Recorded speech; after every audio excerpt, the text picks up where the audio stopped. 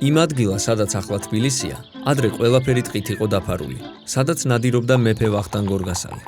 ლეგენდის თანახმად მეფის მიმინო თავს დასხმია ხოხობს, შემდეგ ორივე ჩაცვივდნენ მიწიდან ბუნებრივად ამოსულ ცხელ წყალში.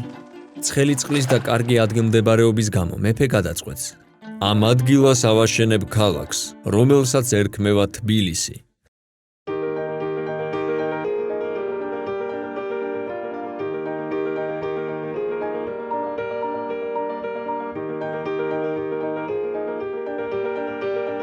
საქართველოს დედაქალაქი თბილისი დაარსდა ჩვენი წელთაღრიცხვით მე-5 საუკუნეში, 458 წელს.